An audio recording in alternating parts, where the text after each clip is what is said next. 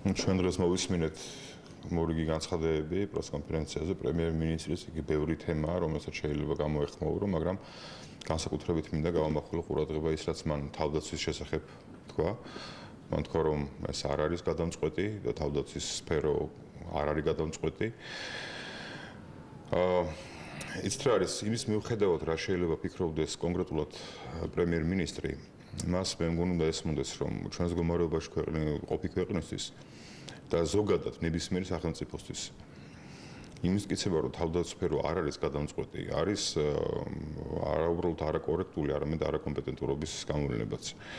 მან თქვა, რომ გადამწყვეტი არის ამ შემთხვევაში სწორი ქცევა და ვიღაცის დაუშვათ კორექტული დიპლომატია.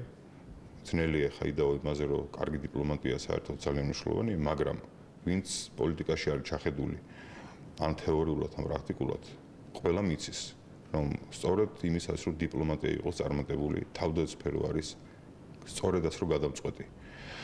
არ შეიძლება ჩვენ გავაღვივოთ უიმედობა, არ შეიძლება ჩვენ გავაღვივოთ საზოგადოებაში ის აზრი, რომ მხოლოდ მაშინ ვიცხოვრებთ შვიდად და კარგად, თუ ვინმეს თავს მოვაწონებთ ან თავს შევაწოდებთ, ან თუ ვინმეს დაკრულზე ვიცეკვებთ. თუ პრემიერი არ ფიქრობს, რომ ჩვენ ხვალ პუტინის ნებასრულის მიხედვით უნდა ვიცხოვროთ, მაშინ ამ განცხადებას უბრალოდ არ უნდა აკეთებს და ვერ გააკეთებდა.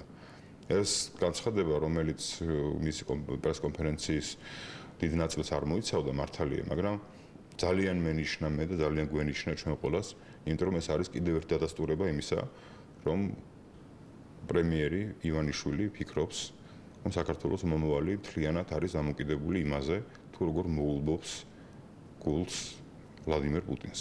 ეს არის დამღუპველი პოზიცია და მე ძალიან დიდი იმედი მაქვს, რომ თავდაცვის სამინისტროში და შეერაღებულ ძალებში დასაქმებულები ადამიანები, ჩვენი სამხედროები, ჩვენი ოფიცრები ამ გამონათქვამს არ მიაქცევენ ყურადღებას და ჯარი განაგზობს განვითარებას იმავე სულისკვეთებით, როგორც აქამდე ვითარდებოდა. ძალიან ბევრია გასაკეთებელი ამ სფეროში და მე მოუწოდებ ყველას, რომ ასეთ არაკორექტულ და არაკომპეტენტურ განცხადების მიუხედავად ყველას ახსოვდეს, რომ ჩვენ ვაშენებთ დამოუკიდებელ თავისუფალ ქვეყანას, სადაც ჯარი და თავდაცვის სფერო სწორედაც რომ ძალიან დიდი მნიშვნელობის მატარებელი და სწორედაც რომ გადამწყვეტია.